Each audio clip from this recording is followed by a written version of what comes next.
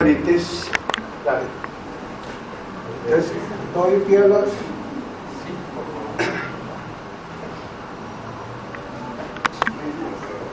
Buenas tardes.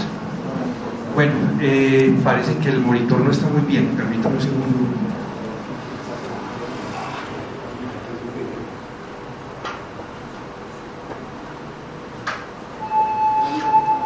¿Es mejor o no? Bajamos a ver. Veámoslo así, pues está bien. Bueno, en esta charla vamos a trabajar un poquito el tema de fantasmas, espíritus, el alma, con un objetivo que en mi opinión me parece como muy ambicioso. El objetivo es mostrar que el concepto de alma, según se enseña en las religiones mayoritarias, no tiene respaldo en la realidad, en las evidencias físicas. Siguiente, por favor. Siguiente. Hay una razón por la cual los humanos pensamos en el alma o en nuestra mentalidad o nuestra vida mental como algo radicalmente diferente del mundo físico, y es que pues por alguna razón o por otra los procesos mentales que nosotros tenemos en nuestro cerebro no son tangibles, los sentimos de una forma totalmente interna, y eso está contrapuesto a la forma como experimentamos el mundo externo por medio del tacto, el olfato, el gusto. Entonces, para nosotros las ideas y los objetos se sienten visceralmente como en categorías totalmente distintas. Siguiente, por favor. Eso lo sentimos muy bien, por ejemplo, cuando estamos enamorados. La sensación de amor pues es embriagante y se siente totalmente distinto que coger una piedra o golpear un balón, es totalmente diferente. Cuando tenemos ira es lo mismo, o incluso el sentido de maravilla ante un objeto bello. Todo eso se siente diferente a lo tangible. Siguiente, por favor. Cuando pensamos, por ejemplo, en la matemática, pensamos en teoremas matemáticos que vienen desde miles de años atrás, vemos que también las ideas matemáticas se sienten diferentes. Una cosa es contar un perro, dos perros, tres perros, una silla, dos sillas, y otra cosa es muy distinta nuestro concepto interno del número 2 o de 3. Y lo mismo con los teoremas. O sea, podemos pensar, por ejemplo, en el papiro Rhind. Este es del 1650 a.C. aproximadamente en Egipto, y se ven los mismos problemas de triángulos que se enseñan todavía a los muchachos en bachillerato. Pensemos, por ejemplo, ahora en los teoremas modernos de la matemática y del cálculo infinitesimal. Todo eso se siente diferente. Siguiente, por favor. Esa capacidad humana de abstraer, de generar ideas de niveles mucho más altos, nos ha permitido dominar la tecnología hasta tal punto que hemos sido capaces de ver a nuestra propia mente funcionando. ¿Qué tal se está oyendo el micrófono?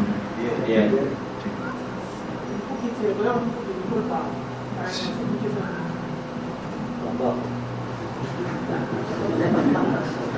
Así que tal. Bueno, entonces hemos podido, por medio de resonancia magnética funcional, tomografía axial computarizada y un montón de procesos de diagnóstico clínico, ver cómo funciona el cerebro. Podemos ver qué partes se activan con tomografía por emisión de positrones. Se le inyecta al paciente un material radioactivo que mide en qué partes del cerebro se está consumiendo más oxígeno dependiendo de qué tarea se le pone a hacer. Entonces podemos ver qué partes del cerebro se activan cuando estamos pensando en qué cosas o qué procesos mentales estamos haciendo. Siguiente, por favor. Entonces hay algo crucial ahí, y es que es tan importante nuestra experiencia, nuestra sensación visceral de existencia del pensamiento, que el mismo René Descartes dijo que pienso, luego existo. Je pense, donc je suis. ¿Eso qué significa?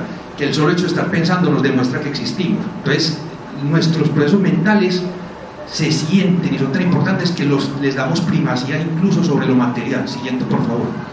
Entonces, ante esa dicotomía entre lo tangible, lo físico, lo externo y nuestra vida interna mental, se tiene una explicación tradicional que es el dualismo.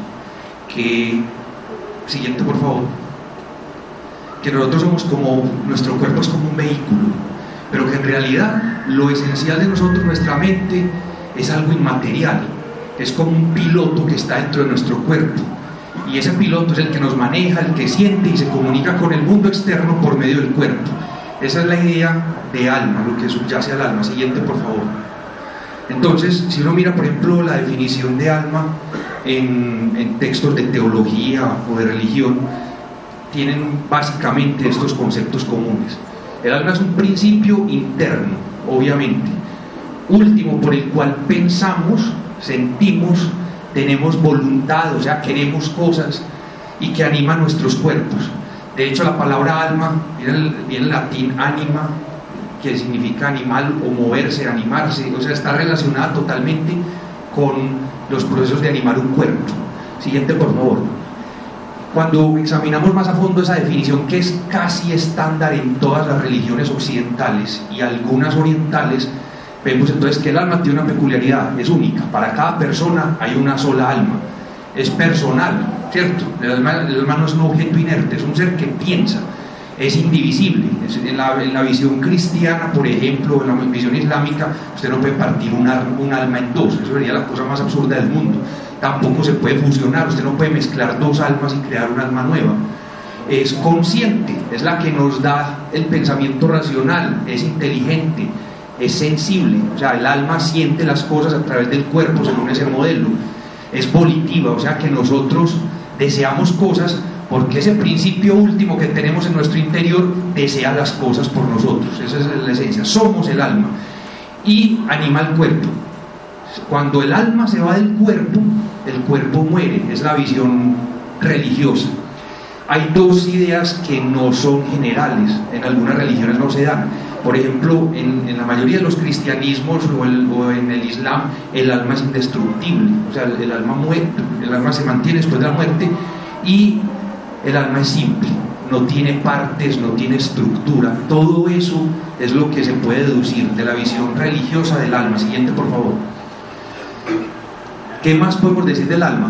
En algunas visiones es creada por dioses en la fecundación. Esa es la razón por la cual nuestro procurador y el clero de muchas iglesias cristianas, tanto católicas, evangélicas y de todo tipo, se oponen al aborto, porque se está matando una célula que en realidad es un alma esperando porque se le desarrolle el cuerpo, pero en realidad ya es un niñito indefenso. En otras visiones el alma entra al cuerpo después de una vida anterior. Primero se muere y se reencarna en otro cuerpo, y cuando uno muere abandona ese cuerpo. Siguiente. Después de morir hay varias versiones. En algunos casos entra en un ciclo de renacimiento, muerte, que se llama el samsara, que es donde se purgan las penas, se evoluciona espiritualmente y se llega al estado del nirvana en las corrientes religiosas orientales. Mientras que una heredera de la visión egipcia, nuestras religiones judeocristianas, es que después de la muerte se va a un juicio. Aquí tenemos la visión del libro de los muertos de los egipcios, que aquí hay un muerto que está siendo pesado por el dios Anubis con su corazón versus la pluma del bien, la pluma de la verdad. Entonces, si se igualan, si el corazón es puro, entonces Tot, este dios, anota el resultado y queda en gracia eterna, por así decirlo. Pero si no, si el corazón se hunde, si era malo, es consumido por este dios cocodrilo. Entonces, siempre tenemos esa dualidad: o reencarne y purifíquese, o vayas al infierno eternamente si fue muy malo, o a un cielo si fue bueno. Siguiente, por favor. ¿Qué evidencias hay de estas creencias en alma? ¿Por qué la gente piensa en eso? ¿Por qué la gente todavía cree que ese modelo que explica la diferencia entre cuerpo físico y mente espiritual tiene validez hoy día? Hay varias. Por ejemplo, la revelación. Casi todas las religiones enseñan esa existencia del alma. Hay motivos sociológicos de por qué ocurre, no nos vamos a entrar en ello, simplemente se da. En los sueños, mucha gente sueña con que un familiar ya fallecido se le aparece en sueños, le habla y le da datos o mensajes, y entonces para esas personas un sueño es una evidencia palpable de que la persona está viva. Otras personas, en sitios embrujados, en sitios tenebrosos, lúgubres, a altas horas de la noche, en soledad, ven fenómenos que no pueden explicar, ven sombras o le parece ver una persona, entonces creen que una persona que falleció ahí o que estuvo muy ligada a ese sitio es el espíritu de alguien que falleció, y eso demuestra la existencia de ese espíritu. El espiritismo, que surgió hace aproximadamente 2 siglos, casi 2 siglos y medio, que enseña que nos podemos poner en contacto con los muertos a través de personas especiales llamadas médiums o canalizadores. Ese espiritismo, por medio de esas supuestas evidencias que aparecen en las sesiones y esos mensajes, entonces dan evidencia, dan supuestamente una justificación de por qué sí se sobrevive a la muerte. Hay otros, por ejemplo, las experiencias fuera del cuerpo. Muchas personas en algunos estados alterados de conciencia sienten que se salen del cuerpo y se ven desde afuera, van a otros sitios.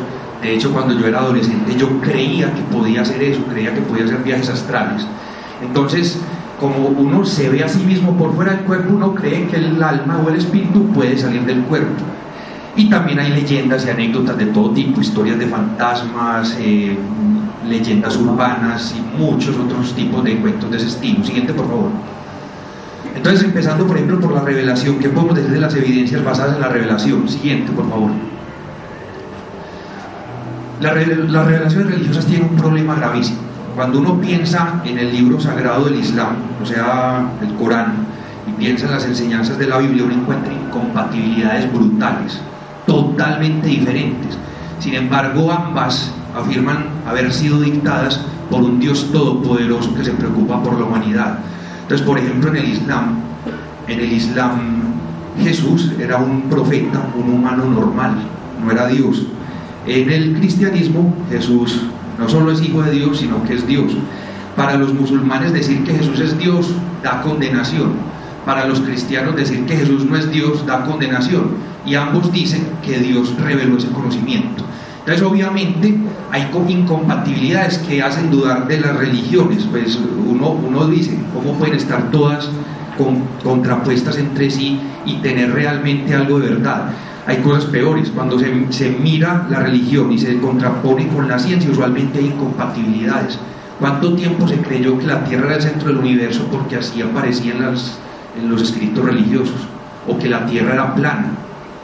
Entonces eso no se puede ignorar. ¿Qué pasa? Cuando miramos, por ejemplo, la tradición judeo-cristiana, en el judaísmo y el cristianismo, uno no se da cuenta porque uno se queda con lo que le dan en la catequesis, pero en realidad el desarrollo de la idea de la inmortalidad fue gradual. En los primeros textos de la Biblia el hombre no es inmortal, no tiene alma inmortal. Por ejemplo, en Eclesiastés capítulo 3 se lee esto literalmente: pues lo mismo le sucede a los hijos de los hombres que a las bestias. Como mueren las unas, así mueren los otros, y todos tienen un mismo aliento de vida. Cuando se refieren al aliento de vida, están hablando de la palabra técnica ruaj, que es aliento, respiración, que es como explicaban los hebreos la vida. Entonces tiene un mismo aliento de vida. No es más el hombre que la bestia, porque todo es vanidad, todo a un mismo lugar, todo fue hecho de polvo y todo al polvo volverá. Hay cantidad de textos en el Antiguo Testamento donde se establece abiertamente que el hombre no es inmortal, sino que cuando se muere todo se acabó. Solo después, por influencias griegas, influencias de esa cultura del Mediterráneo, el judaísmo empezó a cambiar y empezó a asimilar la posibilidad de que hubiera una vida después de la muerte. Siguiente, por favor. Las revelaciones, además, pues no son verificables. Por ejemplo, cuando uno habla de que, por decir algo, que Jesús resucitó, ¿cierto? O cuando nos dicen que después de muertos vamos a ir al cielo o al infierno, ¿quién se ha devuelto de la muerte para contarnos que eso sí pasó? Hay unos casos de experiencias cercanas a la muerte, pero ninguno se ha muerto de verdad. Entonces no podemos decir que hay evidencia de que eso sí es verdad. Siguiente.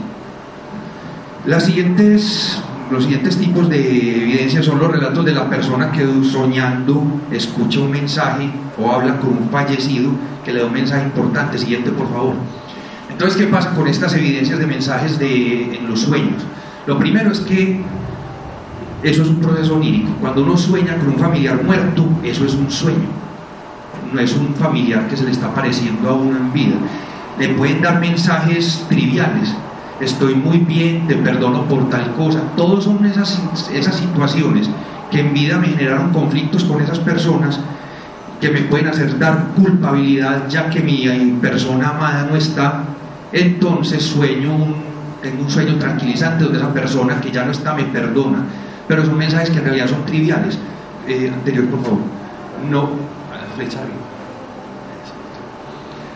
Entonces tenemos el mecanismo inconsciente detrás de eso. Hay muchos relatos donde le dicen, no, es que en el sueño recibí información que nadie más conocía, ni siquiera yo conocía, pero hay explicaciones de diversa índole. Por ejemplo, usted puede tener una situación donde capte cierta información de manera inconsciente y solo a través de un sueño se le revele, usted se dé cuenta de eso. Por ejemplo, hay un caso típico, el descubrimiento de la estructura de la molécula de benceno. Se le ocurrió a Kekulé cuando soñó con una serpiente que se mordía la cola, y resultó que el benceno es un anillo de 6 carbonos que se unen unos con respecto a los otros.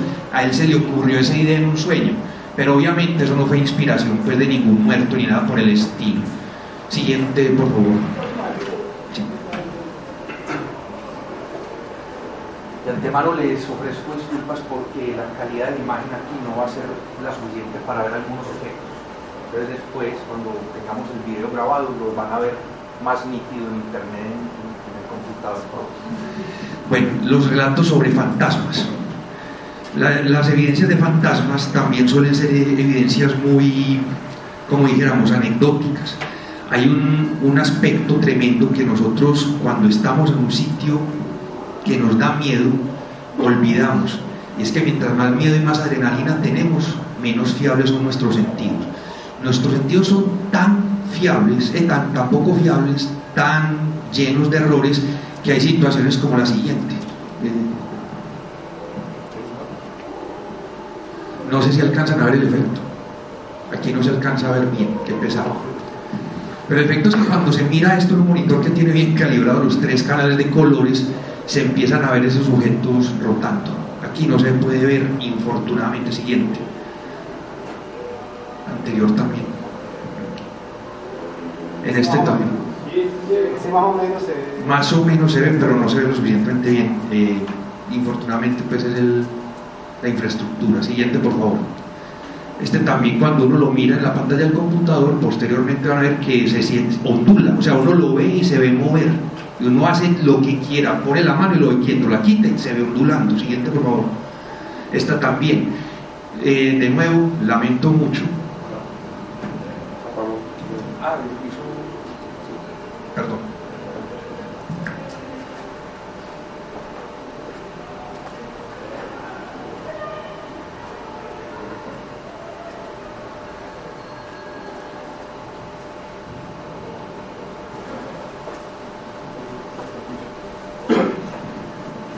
Siguiente, por favor.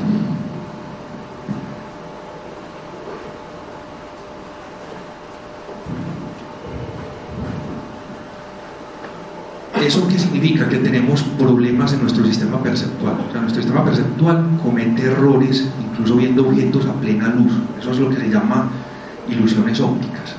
Se venden libros de eso. Uno disfruta viendo cómo el cerebro lo engaña. No es que lo engañe, sino que realmente tenemos errores de percepción en nuestro hardware, en nuestro cerebro, en nuestro sistema perceptivo. Cuando aparte de eso ya hay información externa dudosa, entonces uno ya empieza a tener ilusiones. Por ejemplo, esta foto que hay acá es una mujer viéndose en el espejo. Esta es ella de espaldas, aquí está de frente, y aquí está el tocador en una penumbra, y cuando uno lo mira de lejos lo ve como un cráneo, como una calavera, o ese pedazo de tierra que hay allá junto al mar se ve como una cabeza de caballo. Eso son puras ilusiones, pues no tienen nada asombroso, porque pues uno la ve en la realidad, uno sabe que no es una cabeza de caballo. Pero de la misma forma hay muchas situaciones en las cuales en un entorno oscuro, siguiente por favor, en un entorno oscuro vemos cualquier sombra y empezamos a imaginar cosas, sobre todo si estamos solos. Cuando estamos solos en la noche, en una casa antigua, llena de madera que cruje, cualquier ruidito ahí mismo nos dispara la adrenalina, se nos paran los pelos de la espalda, empezamos a pensar que nos están viendo y nos están siguiendo, hay una presencia, se nos agita el corazón, y ya tenemos todos los elementos para que haya una excelente alucinación, una excelente ilusión. Siguiente. ¿Por qué tenemos esa situación? O sea, eso no es que, ay, yo tan cobarde, qué pena con la gente, que es que me da miedo la oscuridad. No, todos tenemos eso. A todos nos da miedo la oscuridad, y solo algunas personas que se entrenan mucho y que viven mucho en ese entorno le van perdiendo el miedo. Pero si estamos en un sitio oscuro, solos, inmediatamente se nos empieza a disparar esa respuesta biológica que tiene una razón de ser. Nosotros durante más o menos unos 3,5, 4 millones de años fuimos animales de sabana africana. Pues vivimos en África. Nuestros ancestros perdieron sus grandes colmillos que tenían los otros simios antropomorfos. Empezamos a andar de forma bípeda, pero éramos pequeñitos. Aquí tenemos una reconstrucción del Australopithecus afarensis. Era un animalito como un chimpancé, pero que caminaba en 2 patas, medía más o menos 1,20 metros, no tenía grandes colmillos, no tenía grandes defensas, y éramos la comida de jaguares, leones, hienas y otros tipos de animales que abundan en la sabana africana y abundaban en esa época. Cuando estamos en un entorno ecológico de esos, cuando hacemos parte de ese nicho de ser la comida de predadores, y somos animales diurnos porque tenemos visión binocular y vemos muy bien de día, la noche es lo más aterrador que puede pasar. ¿Por qué? Porque, por ejemplo, los leones tienen la retina especializada para recibir luz, tiene una capa atrás que la refleja, ven bien en la oscuridad, y nosotros por la noche no vemos nada. Entonces por la noche somos extremadamente propicios a hacer cena de felinos en África. ¿Cuál es la solución que le dio la evolución a ese problema a los homínidos? Muy fácil: por la noche congélese de miedo, petrifíquese. Cualquier ruidito que oiga es un monstruo que se lo va a comer. Entonces eso lo tenemos todos en nuestra herencia genética. Cuando pensamos, por ejemplo, en los bebés, los niños chiquitos, si en esa época una pareja de Australopithecus tenía un bebecito curioso y uno miedoso, y entonces en la noche se oye un ruido detrás de unas ramas, ¿qué pasaría con el curioso si va a averiguar? ¿Cierto? Puede que el ruido sea un ruido, no pasa nada, pero si es un depredador, muere. En cambio, el que se petrifica, el que se paraliza de miedo, queda así con pánico. Allá hay un monstruo, así sea solo el viento, ese se salva y tiene progenie. Entonces a la generación siguiente va a haber más tendencia genética a sentir miedo ante situaciones de oscuridad. Entonces eso está en nosotros, todos lo tenemos. Cuando estamos en un entorno de esos empezamos a sentir esa descarga de adrenalina, sobre todo si el entorno tiene fama de estar embrujado. Siguiente. Hay otras cosas de lo anecdótico de los fantasmas, y es que muchas veces se escuchan historias de fantasmas extremadamente elaboradas, con teletransportación de cosas, apariciones brillantes, pero hay un hecho real, que eso es demostrable, y es que un porcentaje apreciable de la población es mitómana. Un porcentaje muy grande, todos son mitómanos, pero no todos obviamente, pero si es un porcentaje grande, póngale 5%, una persona que tenga tendencia a fabular, a decir mentiras para llamar la atención. De hecho hay medios especializados en eso, pues World Weekly News es un periódico norteamericano que publica historias falsas. Eso es tan así que se consume. Entonces por aquí tenemos a Ted Haggard, que durante años habló pestes de los homosexuales y al final se le desbarató el mundo cuando el prostituto que le vendía metanfetaminas y que le hacía masajes eróticos lo vio en televisión rajando a los homosexuales, y él dijo: pero si este es mi cliente. Entonces él era el presidente de la Asociación de Iglesias Evangélicas de Estados Unidos, y obviamente cuando salió ese escándalo pues se hundió, lo expulsaron. Después dice que estuvo en un tratamiento y que se curó de ser gay, que eso en realidad era como una curiosidad, todas las mentiras que usted quiera. Michael Jackson también, por ejemplo, es un caso. Él negó durante años que se había hecho operaciones. Pues si uno mira el rostro al final y antes, pues, y eso tuvo que haber tenido quién sabe cuántas cirugías encima. Entonces las personas mienten. Cuando uno le cuentan la historia perfecta de fantasmas y le dicen: es que yo lo vi, es muy probable que esa persona esté mintiendo, porque es mucho más posible que alguien diga una mentira para llamar la atención a que haya un fenómeno que viole las leyes de la naturaleza. Siguiente. Dentro de las ideas de las fotografías de fantasmas, pues de los fantasmas están las fotografías que eran la evidencia fuerte, la evidencia tangible. Esas fotografías de fantasmas surgieron precisamente por la misma época en que estaba apareciendo el espiritismo y se estaba desarrollando la tecnología fotográfica. Siguiente, por favor. Entonces, cuando miramos las fotografías, tienen todas una misma peculiaridad. Los fantasmas se ven totalmente normales, pero como si fueran en una exposición doble, o sea, semitransparentes. Enseguida vamos a ver que esa transparencia está mal, que un fantasma transparente no se vería así. Siguiente, por favor. De esas evidencias, obviamente hay miles y miles de fotos de fantasmas, y hoy día cualquiera puede hacer fotos de fantasmas con una cámara fotográfica sencilla y una media negra. Con eso basta para hacer una foto de fantasmas. Si quieren después les enseño.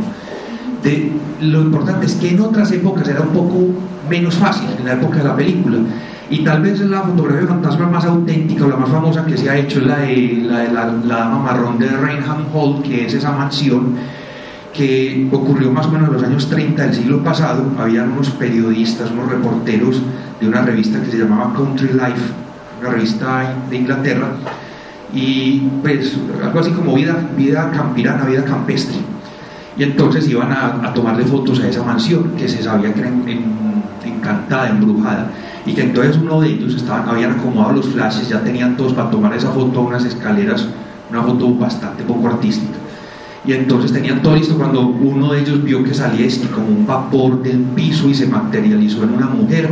Entonces ve, mira, y el otro disparó la cámara, se dispararon los flashes y quedó la foto esa. En este caso tenemos un caso raro, porque se toma la foto del fantasma que se está viendo. Lo normal no es eso, después vamos a hablar de qué es lo normal. Entonces, ¿qué pasa? Esta foto la han investigado mucho. Se decía que era la foto de la esposa del dueño de esa mansión, que una vez el dueño la descubrió poniéndole los cachos, y entonces la confinó por el resto de su vida a esa mansión, y que esa es la foto de esa señora. Se han hecho estudios de esa imagen. Siguiente, por favor. Por ejemplo, en esta imagen se alcanza a ver que los bordes son como dobles. En muchas partes de la imagen se alcanza a ver como márgenes dobles. Joe Nickel concluye que eso es una exposición doble, y uno pues hay partes de ahí donde uno alcanza a ver la borrosidad tan clara que uno sabe ahí hubo doble exposición. Y hay algo más. El relato dice que las fotos se dispararon con flash. Para que una foto con flash quedara así de oscura y esta figura se viera así de brillante, entonces esa figura tendría que ser prácticamente igual de brillante que un flash de fotografía, no un vaporcito así. Entonces ese relato de cómo fue que se tomó la foto no concuerda con lo que se ve en la realidad, y la explicación más obvia es: dos fotógrafos expertos de una revista con toda la capacidad técnica de esa época deciden hacer una foto extraordinaria de un sitio embrujado y salen con esto, pero en realidad el análisis serio de esa imagen muestra que eso es un fraude. Siguiente, por favor. Es tan fraude que, por ejemplo, esta foto la hice yo hace como 5 años en la casa de una amiga, y aquí no se alcanza a ver muy bien, repito, lamento pues pero la figura es semitransparente. ¿Cómo se hace eso? Simplemente hay que impresionar el sensor con dos imágenes. Una forma manual de hacerlo sin necesidad de Photoshop es la siguiente: ponga su cámara, ponga un tiempo de duración de por ahí 10 segundos, póngale una media encima, dispare, ponga a la persona ahí, mientras está pasando 10 segundos, quite la media y vuelva a poner, y después dígale que se quite la media y vuelva a poner, y entonces en el sensor quedaron dos imágenes superpuestas, una con la persona y otra sin ella. Para el sensor eso simplemente es una suma de dos imágenes, y lo que se va a ver es una persona translúcida. Eso suele pasar mucho cuando se ven fotos de larga exposición, la figura doble. Siguiente, por favor. Hay un problema incluso más grave, si cabe decirlo, con esas fotos de fantasmas. Siempre que hablamos de fotos de fantasmas, si es una foto victoriana, vemos a la persona con sus trajes así pesados, como la dama marrón, con un tejido, pues un traje bordado ahí, todo pesado, y eso tiene un problema grave. Es que nosotros venimos al mundo sin ropa y nos morimos sin ropa, por así decirlo, cuando nos meten al cajón. La ropa es una cosa externa a nosotros. Siguiente, por favor. Cuando pensamos en la ropa, pues si tenemos una ropa de algodón, eso es baba de gusano, perdón, si es algodón, es celulosa de la flor de la planta de algodón. Si estamos con un vestido de seda, lo que tenemos puesto encima es baba de gusano de seda, o sea, la escupa con la cual él construye su capullo. Si tenemos una camisa de poliéster, lo que tenemos es un polímero generado con base en petróleo. Eso no hace parte de nosotros, no es nuestro cuerpo. Si uno se muriera y el espíritu saliera, debería verse un poquito más, siguiente por favor, debería verse de pronto un poquito más como, siguiente, como esto, ¿cierto? Persona muerta, se le sale el alma, pero obviamente el alma no tiene vestido, debería estar así. Anterior, por favor. La pregunta es, ¿la ropa por qué siempre aparece con los fantasmas? En época victoriana, cuando toda la gente es así tímida, los fantasmas aparecen con ropa, ¿cierto? Pero la ropa es como ¿qué? Como una especie de animalito vivo que se va con nosotros tras la muerte, ¿o no? Un fantasma más convincente, siguiente, ya lo vimos, pues debería ser así, y no es idea mía, no es idea propia, esa idea la tuvo Miguel Ángel Buonarroti hace mucho. Siguiente, por favor. Cuando él hizo los frescos de la Capilla Sistina, el juicio final, él pintó inicialmente a todos los personajes desnudos, absolutamente desnudos, hasta Jesucristo en la mitad, todos. ¿Por qué? Porque es que los espíritus no tienen ropa, obviamente. Cuando él hizo ese cuadro, el maestro de ceremonias del Papa, creo que era Pablo III, dijo que eso era asqueroso, pues que era sin respeto, que se veía más como un acto de burdel más que para estar en la capilla de la Basílica de San Pedro. Y entonces Miguel Ángel Buonarroti tuvo como un detalle muy divertido con él. Siguiente, por favor. Y lo representó como Minos, el juez del infierno, con orejas de burro y con una serpiente enrollada mordiéndole los genitales para que no se le vean. Pues es un insulto. La anécdota es muy chistosa porque entonces el maestro de ceremonia fue donde el Papa y le dijo: Papa, vea que Miguel Ángel me pintó así, usted por favor dígale que lo corrige. El Papa, como estaba tan satisfecho con la obra, dijo: no, qué pena, hijo mío, pero mi jurisdicción alcanza el mundo del olvido, yo no puedo decir qué se hace en el infierno. Entonces lo dejó así, ahí quedó el maestro de ceremonia del Papa. De hecho, Miguel Ángel, dicen algunos que analizan, que se representó a sí mismo acá justo al pie de Jesucristo, como, no me acuerdo qué santo era, que lo desollaron, pues con la piel en su mano. Siguiente, por favor. Entonces, esa idea pues es obvia. ¿Por qué vemos a los fantasmas vestidos? Porque son una creación cultural de nuestro contexto, no porque sean algo real que sale del cuerpo como debería salir. Hay otros problemas que les dije hace un rato.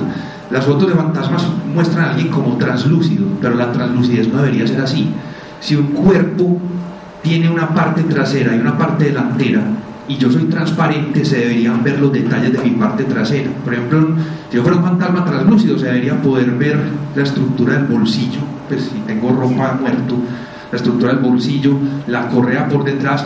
Pero lo curioso es que solamente se ve la parte delantera. Un animal translúcido se le debería poder ver todos los órganos internos, toda la estructura. Esas fotos siempre concuerdan con lo que se hace en una exposición doble fotográfica. No hay nada que compagine con lo que debería ser un fantasma si realmente fuera un ser translúcido. Siguiente, por favor. En estos relatos de fantasmas siempre dicen: yo iba con la cámara, el sitio estaba oscuro, tomé una foto, no vi nada, y cuando la revelé apareció esta figura, este fantasma. O cuando tomé la foto con mi cámara, inicialmente no vi nada, pero cuando fui a ver la fotografía, cuando descargué las fotos, apareció esto que yo no vi.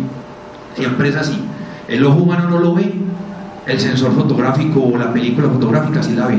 Y eso es totalmente opuesto a la realidad actual tecnológica. Hoy día prácticamente todas las cámaras tienen menos capacidad de ver que un ojo humano. Los sensores de las cámaras todavía están trabajando para que lleguen a igualar la misma sensibilidad a la luz. Entonces no tiene sentido que un ojo vea algo, que un ojo no vea algo y el sensor sí. ¿Por qué? No es algo de magia, no es que los fantasmas sean especiales. Es que si un fantasma está y salió un fotón de él y ese fotón estimuló un sensor fotográfico, ese mismo fotón tiene que ser capaz de estimular una retina. Una vez un fotón sale de un objeto, sea rebotado o emitido, ese fotón se comporta según las leyes de la física. Entonces, eso es un disparate completo. Cuando se dice que no se vio nada y después apareció, puede ser por dos razones. Primera, porque la persona estaba tratando de hacer pasar una foto fraude, una foto falsa, como si fuera real. Y la otra razón siguiente es la de los fantasmas globulares o los orbes, que pues, la gente que está informada en esto ya sabe qué son, pero lo típico es: estaba en una casa antigua llena de polvo, toda abandonada, lúgubre, le tomo foto a mi amigo ahí junto al cuadro de un muerto, y de repente aparecen estos objetos como translúcidos que no aparecían no se veían cuando estaban ahí, y eso es real. La persona que toma la foto no los ve, pero es por una razón muy simple. Siguiente, por favor. Estas son las características, lo que estamos diciendo ahorita. Nadie los ve en la toma, pero se ven muy brillantes en la foto. Son visibles para una cámara fotográfica, o sea que deberían ser visibles para un ojo humano. No se alcanzan a ver. ¿Por qué? La cosa es que se pueden hacer a voluntad. Siguiente. Aquí voy a mostrarles un ejemplo de orbes que hice en mi estudio de fotografía con una luz vieja de esas de construcción. Es la foto original. Siguiente. Y ahí está repleto de orbes, ¿cierto? Translúcidos. Siguiente. Aquí también hay una que tomé a mí mismo. Aquí hay unos orbes, unos fantasmas globulares que supuestamente no estaban ahí cuando tomé la foto. Digas que yo sí los vi. Siguiente. Aquí no se alcanza a ver muy bien, esta foto es muy oscura, pero ahí hay unos detalles de los orbes. Siguiente. ¿Cómo se logran? Es muy fácil. Siguiente, por favor. Basta que usted tenga polvo en el ambiente, cualquier tipo de polvo, y dispare la foto con flash. Cuando el polvo está muy cerca del lente, recibe mucha luz del flash, muchísima. Entonces rebota mucha luz, entra al lente, pero como ese polvo está tan cerca al lente, queda desenfocado. Y cuando un objeto queda desenfocado y es de ese tamaño tan pequeño, queda como una bola translúcida. Y esa es la explicación de todos los orbs que hay, absolutamente. Polvo cerca del lente de una foto tomada con flash, justo en el momento en que el polvo estaba ahí cerca del lente, pero fuera de foco. Siguiente, por favor.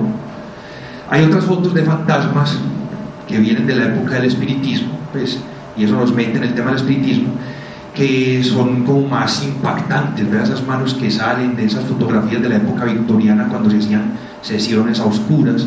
Siguiente, por favor. El espiritismo fue una invención, el espiritismo moderno fue una invención de estas dos niñas, Margaret Fox y Katie Fox. Estaban adolescentes, vivían en una casita chiquita en una villa que se llamaba Hydesville, en Nueva York.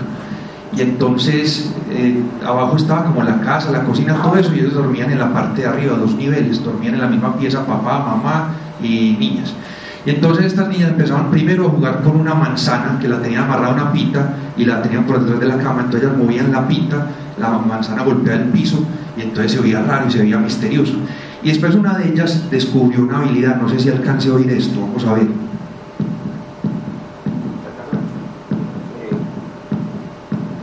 Algunas personas tenemos esos problemas articulares, que uno mueve la articulación haciendo cierta tensión y la articulación cruje, ¿cierto?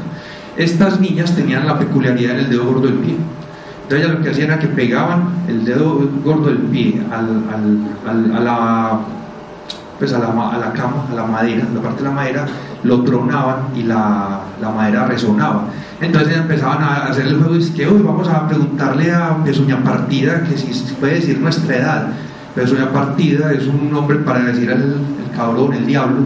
Y entonces que una tenía 12 años, entonces crack, crack, crack, 12 años, y la mamá asustadísima empezaron a decir, no, esto es una cosa fantasmagórica, los espíritus, los demonios, y eso se volvió un hit, porque empezaron a llegar vecinos, ellas con ese truquito los convencían, le preguntaban al fantasma, y de acuerdo a cierto número de golpes era sí o no, y se inventó el cuento de que habían matado a alguien ahí, pero eso fue toda una farsa. De ahí surgió el espiritismo moderno. Siguiente, por favor. Lo interesante es que el espiritismo se fue convirtiendo en algo mucho más sofisticado, con muchos efectos. En la época en que estaba ya Florence Cook, ya era la situación tan patética que la misma medium se metía al gabinete espiritualista, que era como una cosa oscura para no ver dónde se cambiaban de ropa, salía con este disfraz y la gente creía que este era el fantasma de otra niña que se llamaba Katie King, pero todos los que eran críticos veían que la medium y el fantasma eran prácticamente idénticos, lo único que cambió era el vestido. ¿Qué pasa? Cuando la gente quiere ser engañada, acepta cualquier engaño por burdo que sea. Una madre dolida que quiera creer que esa fantasma no es la medium y que le va a dar mensajes de su hijo fallecido, lo va a tragar, así sea un engaño obvio. Vale mencionar algo interesante.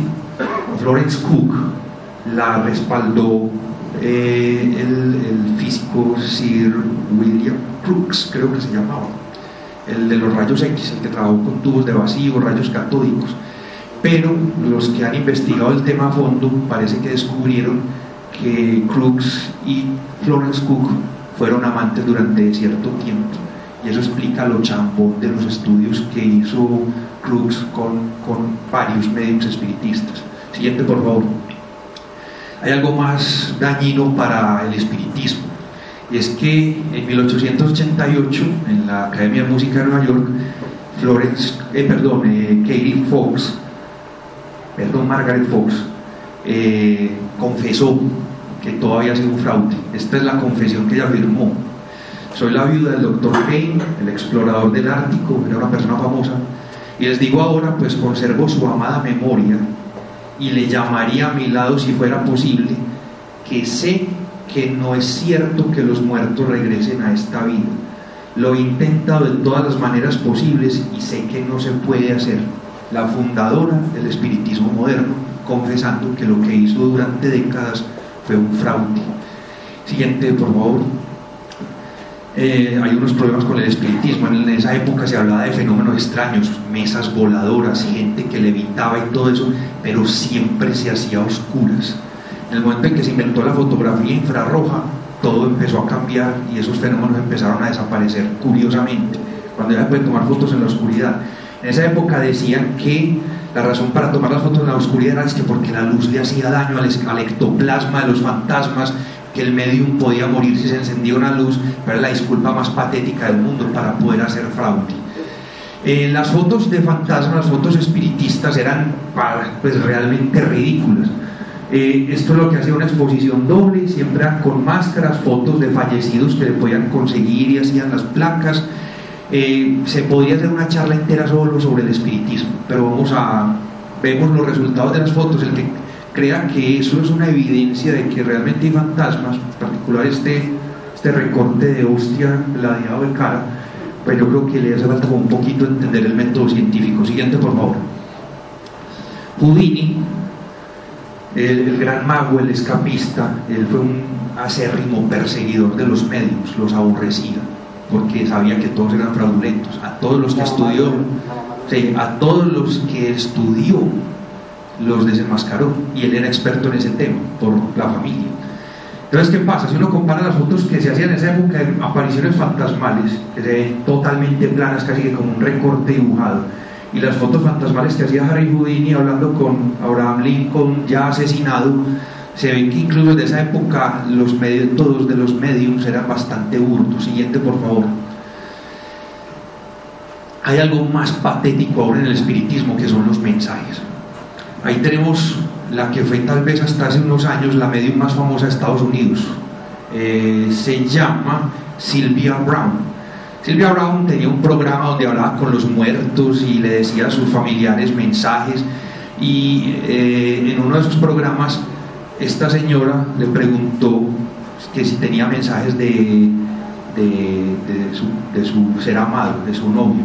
Entonces ella dijo: ay, qué pesar, sí, está en el agua, no lo han encontrado porque está en el agua. Y entonces ella puso esta cara así literalmente en el programa. Esto es una captura de la imagen, así como el agua. ¿Y por qué? Porque el novio de ella había sido un bombero que le tocó ir al atentado de las Torres Gemelas a rescatar después del primer avión, y fue de esos que se les cayó el edificio encima, no le encontraron absolutamente nada. Y entonces Sylvia Browne, sin saber nada, usando las técnicas de lectura en frío, que más tarde vamos a explicar, diciendo: no, sí, está en el agua, no lo han encontrado porque está en el agua. Y entonces no, fue el atentado de las Torres, pero no hay posibilidad que esté en el agua. pues la gente en ese programa, todos quedaron pues horrible. Ella ha dado un montón de mensajes de muertos para ayudar a investigadores de personas desaparecidas y fracasa con mucha frecuencia, ya falleció, pero eso da una evidencia clara de que cuando dicen que le está hablando un fantasma y dice semejante sandez, es porque se lo está inventando. Siguiente.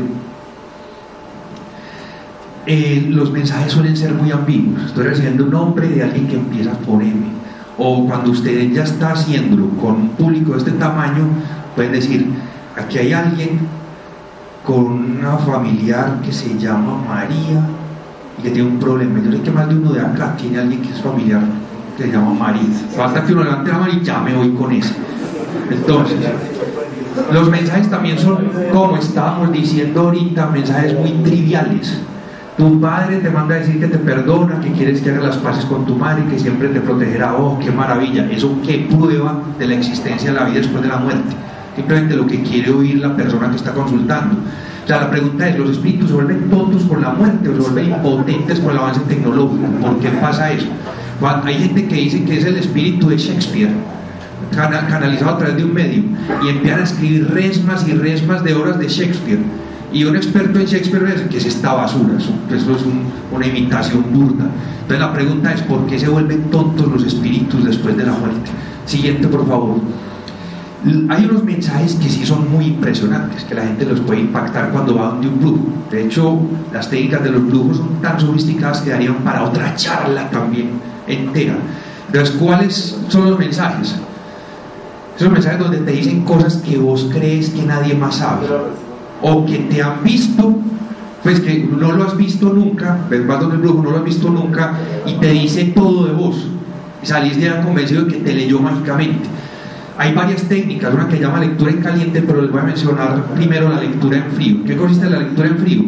Cuando el paciente va donde el brujo, lo primero que hace el brujo es ver cómo está vestido y ver qué edad tiene. Con eso ya tiene una cantidad de información. Las personas de edad tienen unos problemas típicos de salud. Muchos tienen problemas de columna, o si la persona es obesa puede tener una alta probabilidad de tener problemas de corazón, hipertensión. Entonces ya puede empezar a decir cosas de ese estilo.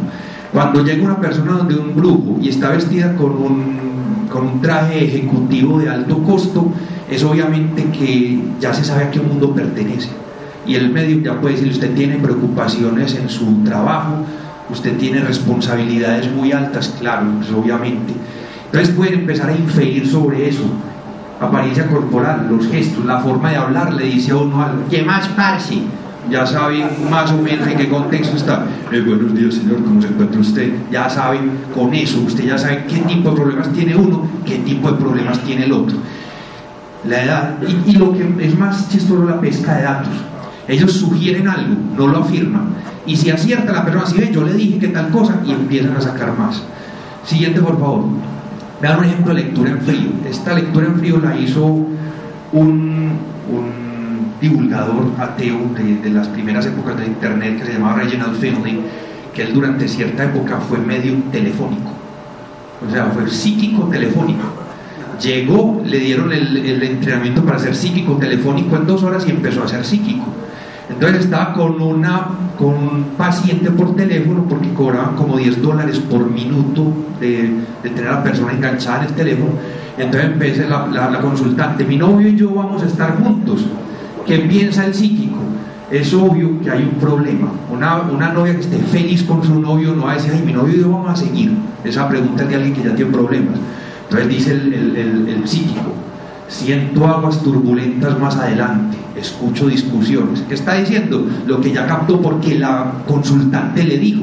Ella ya le dijo que tiene problemas solo con la pregunta. Entonces después ella dice, bueno, sí, sorprendida. Hemos estado discutiendo mucho últimamente. Decía Reginald, no, en serio, de verdad. Veo algunos niños acá, pues mira la edad de la persona, si la ve casada y la ve con problemas, pues es posible que tenga niños. Sí, tenemos una hija. Entonces descubrí posteriormente que su novio tiene un hijo que visita de vez en cuando y que eso da más credibilidad. Y aquí viene la perla. Todo esto se hizo por teléfono, sin verse. Siguiente. Sí, pregunta el psíquico. Mire que no está afirmando nada. Mírelo cómo lo hace bien. Siento alguna infidelidad aquí. Y hace una pausa. Entonces, ¿qué pasa con la que está llamando? ¡Ay, de verdad! Esa risita. Entonces, ¿qué pasa? La vida te hablando. Entonces, cuando usted le dicen en su relación de pareja, siento una infidelidad, y usted se ríe y se pone nerviosa, obviamente es obvio que usted es la infiel. Y entonces él dice con preocupación, lo has estado engañando, no es así. Y ella, ¡ay, Dios mío! ¿Cómo supo eso?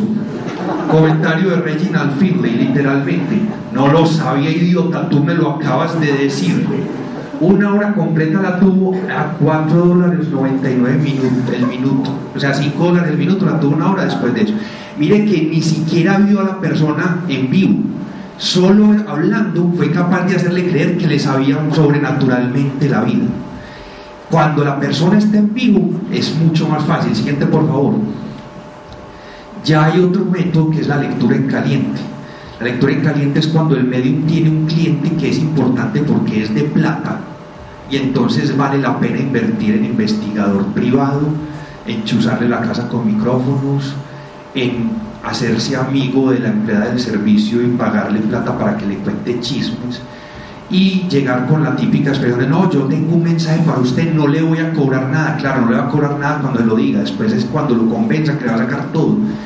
Consulta de desechos, son capaces de buscar en la basura para ver qué se ha escrito y sacar información de ahí. Eso es lo que llama lectura en caliente.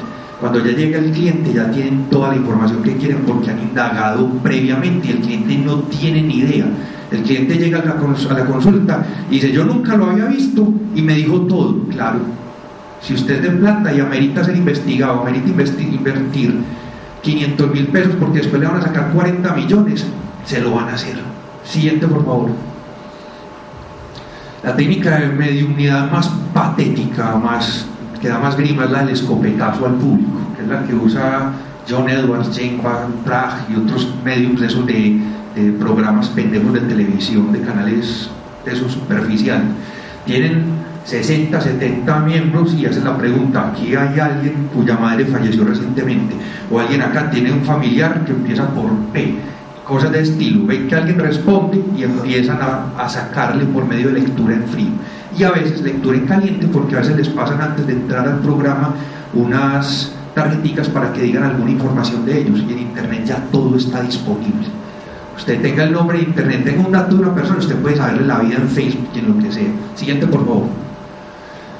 Hay otras experiencias, las experiencias por fuera del cuerpo. Yo, por ejemplo, cuando era joven hacía prácticas de estas para tener sueños lúcidos en los cuales uno cree que el cuerpo se queda en la cama y el espíritu sale. Entonces, ¿qué pasa con esas experiencias? Siguiente, por favor. Las experiencias se conocen como proyecciones astrales, aunque a veces se dan en experiencias cercanas a la muerte. Cuando alguien está en el quirófano, a veces narra que se ve desde afuera y ve a los médicos haciéndole procedimientos, e incluso alcanzan a decir algunas cosas que los médicos dicen. Siguiente, por favor. Esas experiencias tienen un problema, y es que se pueden reproducir de forma totalmente natural y científica. ¿Cuáles? En los sueños lúcidos. Los sueños lúcidos son un fenómeno psicológico muy interesante, que es donde usted, en pleno sueño, se da cuenta de que está soñando y de repente adquiere conciencia en el sueño. Cuando uno tiene un sueño lúcido, es lo más parecido a ser omnipotente que usted va a sentir alguna vez, porque usted dice: quiero volar, y vuela. Es una cosa deliciosa. Lo que pasa es que cuando uno tiene ese sueño, a veces se sueña que se ve a sí mismo por fuera, y es cuando cree que se le salió el espíritu. Yo tenía esa sensación, ocasionalmente me daba. Hay unos métodos que usan algunas escuelas místicas para potenciar esos sueños lúcidos, que en realidad los llaman viajes astrales y proyecciones astrales. Por ejemplo, la que usan los gnósticos, de esos de Samael Aun Weor, es que constantemente se están jalando el dedo gordo o el índice. Constantemente, todo el día se están jalando. ¿Por qué? Para que se forme el hábito de que siempre hay que estar jalándose el dedo. Y entonces dice que en el sueño, cuando se jalan el dedo, es que se les estira porque el cuerpo astral es etéreo. Y entonces se dan cuenta: oh, estoy en astral. No, está soñando lúcidamente, hombre. Pero ellos: estoy en astral, voy a salir y voy a viajar a tal parte, y ya empiezan con el sueño controlado y creen que salieron del cuerpo. Otra técnica que usan mucho es esa es más extenuante, estar constantemente preguntándose: ¿de dónde vengo? ¿Qué estoy haciendo? ¿Y para dónde voy? ¿De dónde vengo? ¿Qué estoy haciendo? ¿Para dónde voy? Todo el día haciendo eso. recordando eso. Entonces se saca el reflejo en el sueño. Si en el sueño usted en cierto momento dice de dónde vengo y qué estoy haciendo, cae en cuenta que está soñando y otra vez está en el sueño lúcido. Esos métodos tienen una efectividad limitada, pero aún así son eficaces. O sea, yo lo probé. ¿Qué pasa? Que eso no es una proyección astral, es un sueño. ¿Cómo me di cuenta? En una ocasión yo salí de mi cuerpo, fui a cierto sitio, vi unas rajaduras muy normales en la pared, seguí y como a la semana fui al sitio y fui a ver y nunca habían tenido esas rajaduras. Eso fue algo onírico, fue creado por mi mente. La mente crea cosas. También suele pasar cuando hay anoxia cerebral, y eso se ve mucho en los pilotos de combate. A ellos los meten en unas centrífugas que los hacen simular las fuerzas que van a experimentar en los aviones de combate.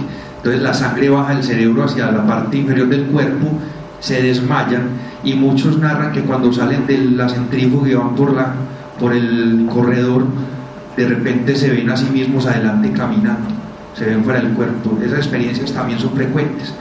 Las drogas también pueden generar elementos de ese estilo, algunas drogas psicodélicas. Siguiente, por favor. Entonces, esa sensación, siguiente, bueno, aquí está el caso de los pilotos de combate, las centrífugas, cuando llegan un poco más allá de un CG. Siguiente, por favor.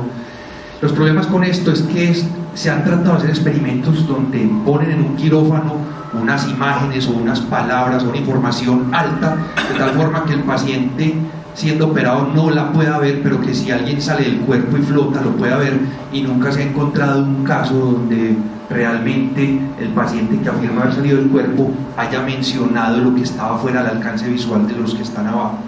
Son experimentos fallidos. Nunca se ha comprobado experimentalmente. La experimentación, el viaje astral también es inconsistente con la geopolítica. Imagínense qué pasaría si los espías de la CIA o de la KGB en la Guerra Fría pudieran haber entrado a los sitios de silos de misiles de los otros, o pudieran haber entrado a los sitios de desarrollo de armas nucleares. Hubo proyectos de la CIA para tratar de hacer eso, y en la KGB también se hizo eso, y nunca dieron datos importantes. Eso fue un fracaso. Hoy día no hay departamento psíquico ni en la Agencia de Seguridad Nacional gringa, ni en el equivalente de la Unión Soviética y en el resto del mundo. Siguiente, por favor. La verificación experimental de un viaje astral sería trivial, lo más simple del mundo. Enciérrese nunca en una pieza, ponga en la pared que está en la parte cerrada 5 palabras sacadas al azar del diccionario, y dígale a su amigo el viajante astral que en la pieza de allá entre en astral, pase la pared, mire las palabras, vaya allá, despierte, las escriba, toque y que se comparen las dos listas. Eso nunca se ha hecho. Los viajantes astrales dicen que viajan que yo no sé dónde, a Júpiter, Saturno, que viajan a la Luna, que van al Nepal, a los archivos acásicos, un montón de cosas, pero no son capaces de ir al cuarto del lado y decir miserables 5 palabras sacadas al azar del diccionario. Nunca se ha hecho. Si alguien hace ese experimento en condiciones controladas, se gana un premio Nobel, pero nadie lo ha hecho. Eso da grima porque muestra que lo que han sido los viajes astrales siempre es lo que son sueños. Siguiente, por favor. Luego, las leyendas urbanas son otra evidencia. Por ejemplo, ¿quién no ha oído la historia del autoestopista fantasma? ¿Cierto? Que va pasando por un cementerio, una chica muy bonita pero pálida le echa dedo, pues le pide un aventón, usted la sienta, empieza a hablar con ella, y en cierto momento lléveme a esa casa, y la lleva a esa casa, y cuando sale de la casa usted se da cuenta que dejó el saco, el buzo, una prenda de vestir, cualquier cosa, y entonces usted al día siguiente se la va a llevar a la casa y dice, no, ella falleció hace 20 años. Ese relato se cuenta que pasa en Campos de Paz, que pasa en Jardines Montesacro, que pasa en todos los cementerios de las ciudades importantes del planeta. Es el mismo relato. Eso es lo que se llama una leyenda urbana. Es una historia tan llamativa que todo el mundo la oye, la cuenta y la molda a su manera y se riega como un virus en todas las sociedades. Eso en realidad pues no tiene ninguna base, no hay forma de verificarlo, nadie sabe el nombre de la chica, quién es, pues son puras historias. Siguiente, por favor. Entonces estos relatos de leyendas y anécdotas siempre tienen un problema, son testimonios personales no verificables. Pueden ser relatos legendarios, y en algunos casos hay coincidencias de muertes, que uno sueña con una persona y que a la semana se muere, Eso se ve muy inverosímil, pero cuando estamos hablando de una población de 40 millones de personas en Colombia que todos los días deben soñar y que algunas personas conocen 50 o 100 personas más y que ocasionalmente van a soñar con alguien, la probabilidad de que alguna persona sueñe con un muerto, con una persona que va a morir pronto, es una certeza. O sea, pueden ser casos del orden de 100 o 200 personas al año.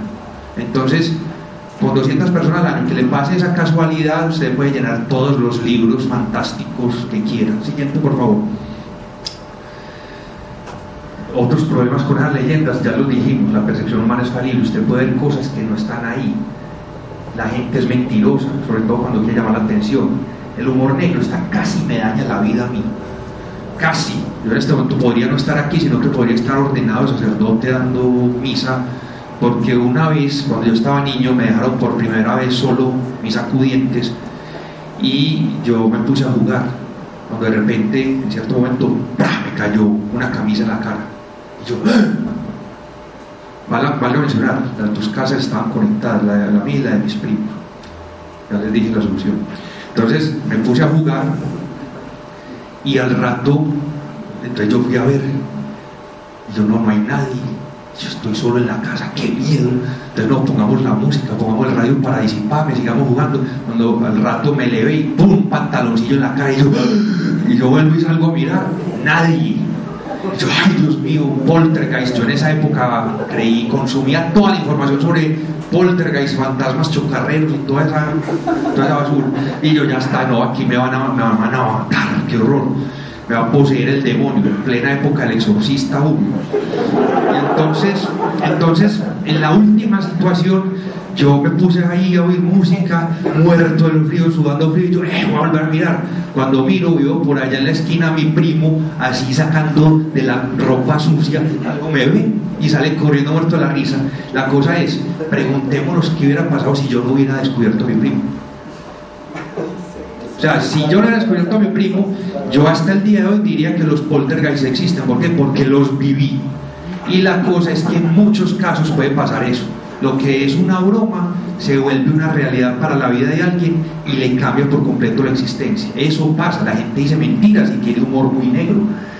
La mitomanía, ya mencionamos dos casos, Haggard y Jackson, Michael Jackson y Ted Haggard.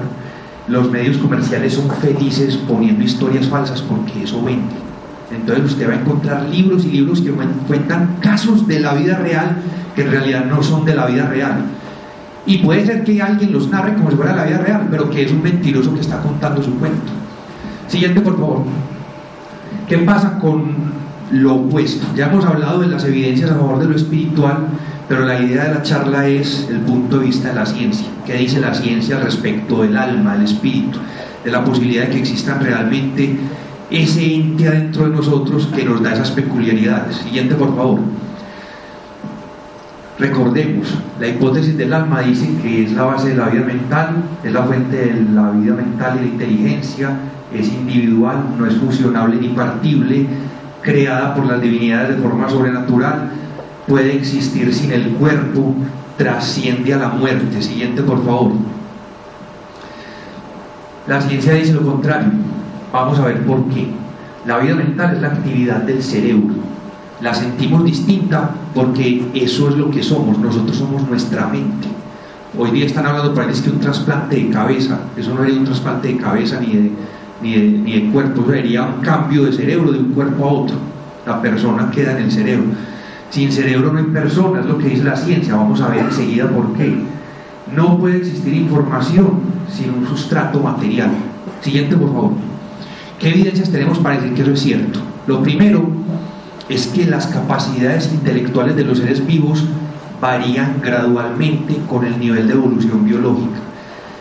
El ser humano, en este caso uno de mis ídolos, tal vez el segundo más, Charles Darwin, el ser humano tiene unas capacidades que ya hemos visto, de abstracción, de comunicación, de diseño, de matematizar, de componer música. Los chimpancés, solo dejan pobres animales, pero no, los chimpancés tienen un nivel de inteligencia muy alto. O sea, son animales que usan instrumentos.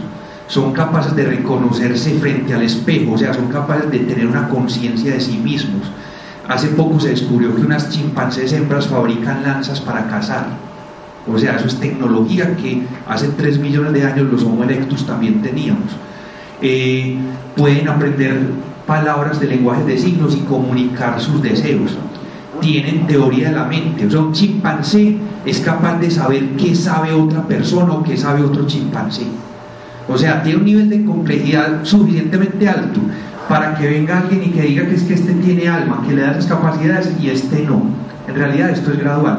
Los perros también tienen su inteligencia. El que tiene una mascota sabe que los perros no son una máquina automática, sino que tienen personalidad o, digámosle, perronalidad, ¿cierto? Los perros, un perro y otro perro son distintos en su forma de ser, en su timidez, en qué tan cariñosos son. Eso es mental. ¿Y qué dicen las religiones? No, ellos no tienen alma. Pues si tienen las mismas capacidades en grado menor que un ser humano, es porque tienen el mismo tipo de procesamiento. Una rata, pues también es adaptable, pero la inteligencia de una rata está años luz de la de un perro, ¿cierto? Mucho menor. Entonces, esta propiedad de que la inteligencia sea gradual en el reino animal y que se pueda ver cómo mejora con el paso del tiempo y el proceso evolutivo, muestra que el proceso es material, que no tiene algo etéreo. Siguiente, por favor. Lo mismo pasa con la tecnología. Si miramos, por ejemplo, estos eslabones de la evolución humana, allá está el fósil STS5, la señora Ples, unos Australopithecus africanos. Este es el fósil KNMR3733, me lo sé porque me gusta mucho el tema. Ese es un Homo ergaster, o sea, Homo erectus africano, que está en el Museo Nacional de Kenia. Este es el cráneo de Petralona, que este ya era un hombre de Heidelbergensis, y este es un cráneo encontrado en Israel, Skull 5, se llama el fósil. ¿Qué pasa? Con el aumento de la capacidad cerebral de nuestros ancestros, se ve un aumento en la capacidad tecnológica de ellos. Los Australopithecus probablemente usaban palos como un chimpancé, probablemente.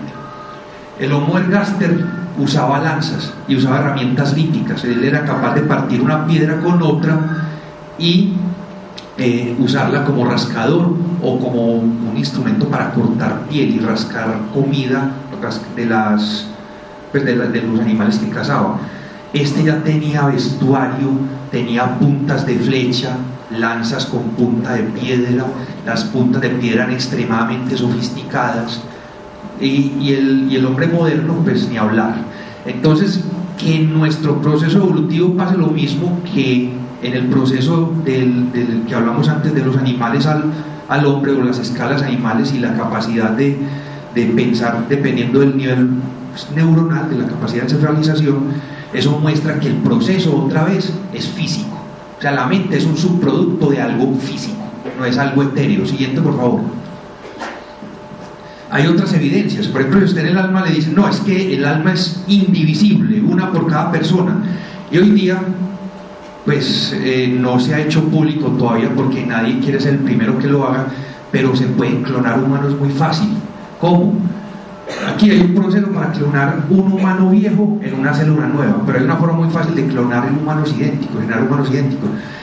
Embarace a una mujer, extráigale la blástula, sáquele blastómeros, saque cada una de esas células y sepárelos y vuélvelos a meter en un útero, y cada uno de ellos se desarrolla independientemente.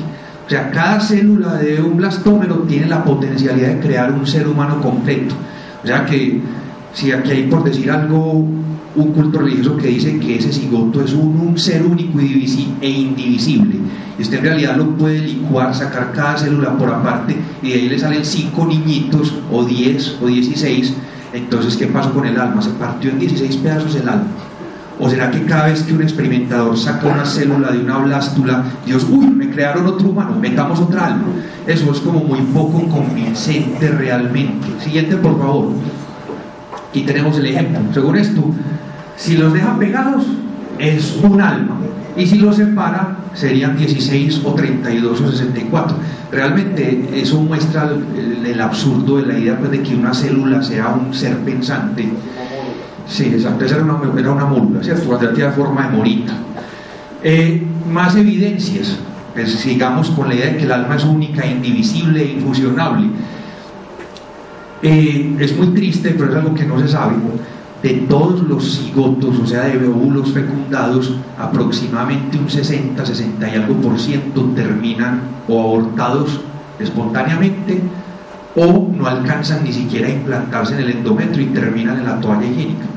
Entonces es una cosa muy interesante que digan que Dios creó el sexo para crear la vida y que la vida es un regalo de Dios y que del 100% de los futuros niños del relevo generacional del planeta, el 60% se muere antes de tener el tamaño de ¿qué?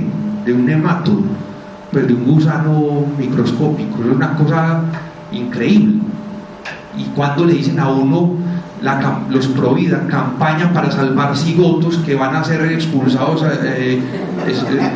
espontáneamente, eso nunca se ve, ¿cierto? Eso pues dice mucho de realmente qué es lo que piensan cuando están hablando de la protección de la vida. Siguiente, por favor. Hay unas evidencias que son más aberrantes aún, son terribles. Siguiente, por favor. Los gemelos unidos. Por ejemplo, aquí tenemos unos gemelos, creo que llaman, ¿no? Vos me ayudas, que sos médico. Creo que son craniópagos, el término. Gemelos unidos por el cráneo. Krista y Tatiana Hogan. Ellas están vivas actualmente, ya están grandecitas, se peinan juntas y se mueven para todos lados así pegadas, porque los médicos llegaron a la conclusión de que era imposible separarlas. ¿Por qué era imposible separarlas? Porque las masas encefálicas de las dos están unidas. Entonces tiene una peculiaridad. Esta piensa algo y esta es capaz de decir lo que está pensando esta. O sea, comparten pensamientos, comparten sensaciones, comparten ideas. Una ve algo y la otra con los ojos cerrados puede decir que vio la otra. Entonces, ese problema, ¿qué significa? Aquí tenemos dos almas únicas por persona que hay ahí. ¿Cómo me puede pensar en un par de almas que están fusionadas hasta tal punto que cuando eran niñas, si esta tenía hambre y empezaba a mamar del biberón, esta empezaba a hacer el reflejo de succión? Entonces eso muestra que esa idea de que un alma por cuerpo no es cierta. Cuando usted tiene dos niñas con cerebros fusionados, la personalidad se fusiona porque el sustrato físico, que es el cerebro, está fusionado. O sea, la mente, el espíritu es el resultado del funcionamiento del cerebro, no dos almas que se infunden ahí, porque ahí no se da esa situación. Siguiente, por favor. Tenemos otro médico aquí. Sí. Para que si alguna duda. Gracias, excelente. Siguiente, por favor. Los hermanos parásitos son un caso más horrible de ese. Siguiente, por favor. Aquí tenemos el caso de Lakshmi Tatma, una niña hindú que nació con un parásito isquiópago, o sea, su hermano se le fusionó en la parte de abajo de la cadera, entonces ya son solamente patas ahí, y como la diosa Lakshmi tiene varias manos, entonces la pusieron Lakshmi en honor a esa diosa. En la India incluso la consideran sagrada, pues algunas personas supersticiosas. En este caso la pregunta es, ¿qué pasa con este hermano que se fusionó con esta? ¿Qué pasa con el alma de ese hermano que ni siquiera tiene cerebro ni cráneo para pensar y sentir? Siguiente, por favor. Aquí tenemos otros dos casos horribles. Rebeca Martínez, le tuvieron que quitar, este era horrible, aquí se ve como una cara, cuando ella mamaba, movía los labios, estaba creciendo mucho más rápido, estaba aumentando la presión intracraneana, la niña no se iba a salvar si no la operaban, la operaron y falleció. Y esta es Islam, esta es Manar Magued, y esto es su hermana Islam, otro parásito. Si la dejan crecer, la cantidad de sangre que exige este cuerpo que no tenía corazón hubiera hecho que esta muriera. Entonces la separaron, duró 6 meses más o menos bien, pero con una infección cerebral crónica, y al final la venció esa infección y murió. Pero entonces estos son casos de la misma situación. Niña que esta le dan comida y esta empieza a mover los labios, esta se ríe y esta también. Eso es horrible, ¿cierto? Pero eso no concuerda con esa idea romántica de que es que la vida humana es única, indivisible e infusionable. Eso es totalmente falso. Siguiente, por favor. Las quimeras humanas son un caso particularmente interesante para la teología, para toda la teología cristiana. Una quimera humana es esto: la mujer óvula doble. Una persona que se eyacula dentro del tracto vaginal de la mujer, el espermatozoide sube, el semen, y cada óvulo se fecunda.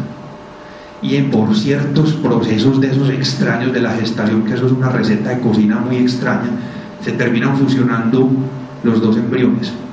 Y cuando se fusionan empiezan a desarrollarse y de repente, con el paso del tiempo, usted nace y tiene un parche extraño aquí en el brazo o aquí en la cara, como un lunar, y cuando le hacen una prueba de ADN y le hacen como un screening genético para ver cuál es el genoma que hay acá y el genoma que hay en el resto del cuerpo, se da cuenta que es que ese lunar que usted tiene en la cara era su hermanito, ¿cierto?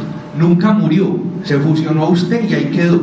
Entonces cuando las religiones dicen, no, sí, en cada cigoto hay una personita en potencia, matar un cigoto es matar a un niño indefenso. ¿Qué pasó con ese cigoto que se fusionó y quedó acá? ¿Será que ese parche, ese lunar, esa verruga tiene alma?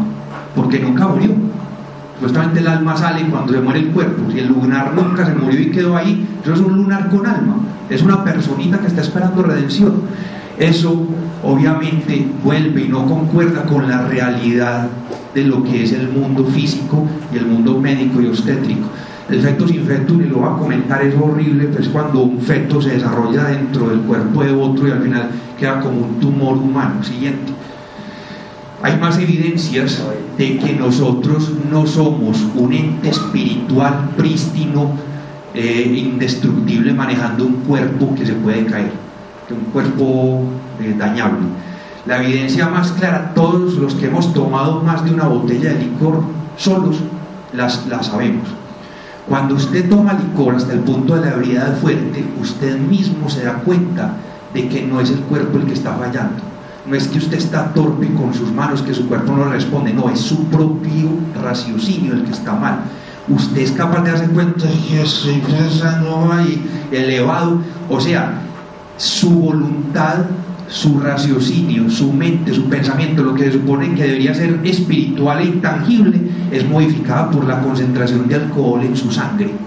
¿Eso qué significa? Que ese espíritu en realidad es química, ahí tiene química que lo modifica. Pues aquí tenemos el caso de Homero Simpson. Siguiente, por favor. Más evidencias de la neurofisiología. Siguiente. Hoy día ya por los estudios que se han hecho durante mucho tiempo a cerebro abierto y ya con tomografía por emisión de positrones, sabemos que los cerebros están especializados, los hemisferios tienen unas preferencias en funciones con respecto a las otras. Por ejemplo, el lenguaje, si mal no estoy, me corrigen los médicos si estoy mal, el lenguaje está en el área de Broca, en el hemisferio izquierdo del cerebro, ¿cierto? En cambio, por ejemplo, el procesamiento espacial, las analogías y cosas de estilo son más como del lóbulo temporal derecho. Y hay cosas, por ejemplo, los lóbulos prefrontales están especializados en la abolición, la planificación, la responsabilidad. O sea, hay partes del cerebro especializadas para diversas cosas. Siguiente. Entonces, aquí hay como un mapa típico. Eso hoy día está un poco reevaluado porque no es tan bien drástico. Este hemisferio puede aprender algunas cosas de esto y viceversa, pero en general, grosso modo, es así. El hemisferio izquierdo es analítico, utilitario, es lógico, tiene el procesamiento del lenguaje. El lenguaje es lógica, el lenguaje en última instancia es matemática, hace ciencia matemática. El hemisferio derecho es holístico, piensa en la globalidad, es creativo, es intuitivo, es perfecto para hacer analogías, símiles, poesía, arte y música. Siguiente, por favor. Entonces hay una cosa interesante con esa especialización. Siguiente. Aquí tenemos pues varias zonas, vamos a adelantar un poco esta parte. Hay algo interesante con la visión. La visión se procesa en la corteza visual primaria, si mal no estoy, me corrigen los médicos, está en la corteza occipital, ¿cierto? La parte trasera del cerebro. Exacto. Entonces, ¿qué pasa? Lo interesante es que el cerebro está especializado en campos visuales. Entonces, por ejemplo, el lado derecho de lo que usted ve es procesado en el hemisferio izquierdo para los dos ojos. O sea, el lado del campo visual derecho es lo de acá, como aquí hay un lente, eso se invierte. Este lado derecho y el lado derecho de este ojo, ambos van al hemisferio izquierdo, ¿cierto? y viceversa. El hemisferio, o sea, el campo visual izquierdo, que se capta en este lado del ojo, porque aquí hay un lente que invierte la imagen, el campo visual izquierdo se procesa en el hemisferio derecho. Es una cosa extraña, pero así funciona. ¿Qué pasa? Se han hecho unas pruebas con unos personajes, devuelvo en un instante. En los años 50 del siglo pasado se trató un tratamiento, perdón por el pleonasmo, se intentó un tratamiento experimental para la epilepsia fuerte. Consistía en seccionar el cuerpo calloso, que es el haz de fibras que comunica los dos hemisferios. ¿Cuál era la idea? Si la persona tiene un ataque y las ondas de epilepsia pasan a los dos hemisferios, es gravísimo. Si por lo menos la paramos en una, pues la situación es menos fuerte. Entonces se hizo la idea de apartamos los dos cerebros en dos. Y las personas después de esa operación quedaban aparentemente normales. Aparentemente. Cuando se empezaron a hacer unos exámenes de seguimiento se encontró algo muy divertido.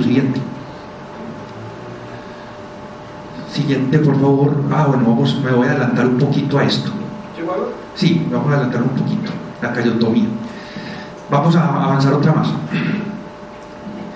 Por ejemplo, cuando se le presenta por medio de un aparato que se llama el taquistoscopio, que es un aparato que pone una imagen y luego la quita para que uno no alcance a seguirla con los ojos.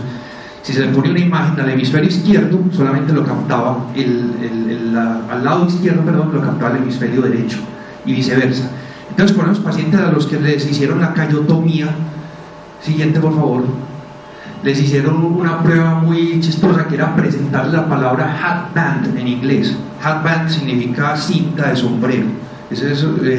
Esa moda de que algunos sombreros de esa época tenían como una banda alrededor, ¿cierto? Entonces, ¿qué pasa? Una persona con el cerebro intacto, pues dice, hatband, sí, es la banda de un sombrero. Siguiente, por favor.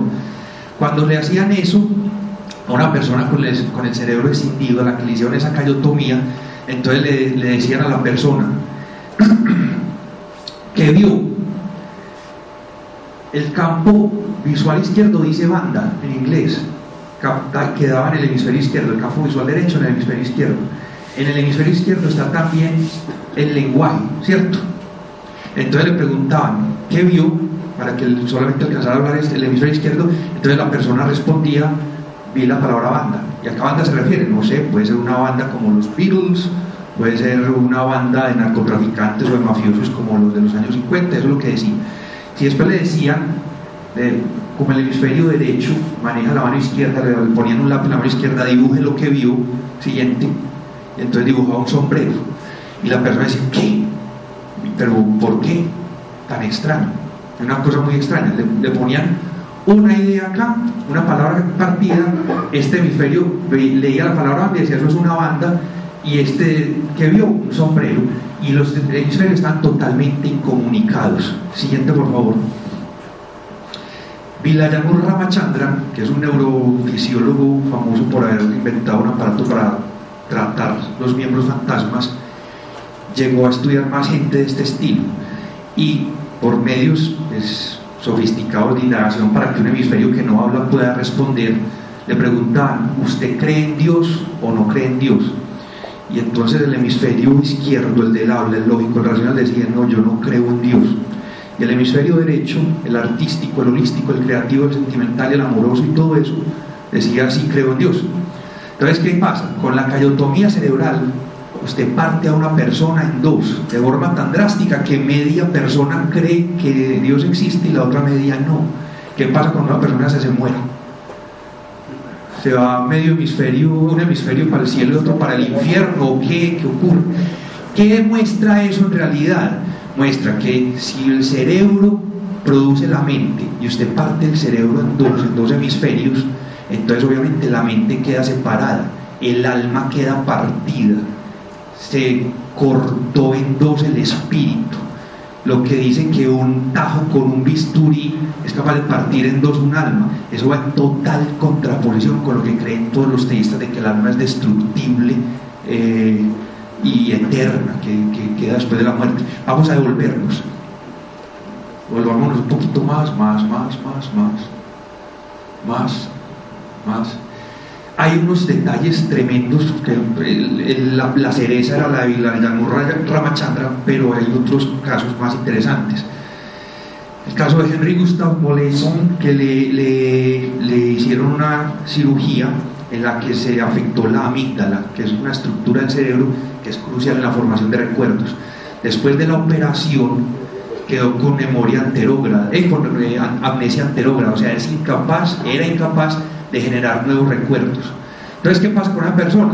Le contaban un chiste, se reía a carcajadas, al minuto le volvían a contar el chiste, se volvía a reír a carcajadas, al minuto le volvían a contar el chiste, se volvía a reír a carcajadas, le presentaban a una persona, a los 2 minutos se había olvidado quién era esa persona, se lo volvían a presentar y mucho gusto. Podía leer el mismo periódico durante 10 meses en las mañanas y eran siempre noticias para él. Entonces, ¿qué tenemos aquí? Algo aberrante. Si usted hace cierto daño en el cerebro, es capaz de congelar un alma para siempre en un momento de la historia. Esa alma, ese espíritu, nunca es capaz de aprender nada más. No va a poder aceptar a Cristo como Dios y Salvador si es evangélico. ¿Por qué? Porque al día siguiente se le olvidó. Es absolutamente aterrador que nuestro espíritu dependa así de la materia, pero es la cruda realidad. Hay otros casos, por ejemplo, no recuerdo el paciente, pero alguien que le dio una isquemia en los lóbulos frontales del cerebro y fue al otro día donde el psiquiatra diciendo: pues me pasó algo horrible, en este momento no amo a mi familia. Y usted, ¿qué le pasó? Pues le hicieron los estudios y tenía la isquemia y tenía el problema. Pero esta persona, de la noche a la mañana, por una falta de irrigación en cierta parte del cerebro, un padre abnegado que amaba a sus hijos y a su familia, a su mujer, al día siguiente: no siento absolutamente nada de amor por ellos. Yo sé que es mi esposa, sé que son mis hijos, pero para mí son cualquier parte extraña, me tienen sin cuidado. Obviamente la persona no los abandonó, siguió trabajando con ellos, pues cuidándolos, pero sin sentir absolutamente nada. Tenemos algo aquí horrible.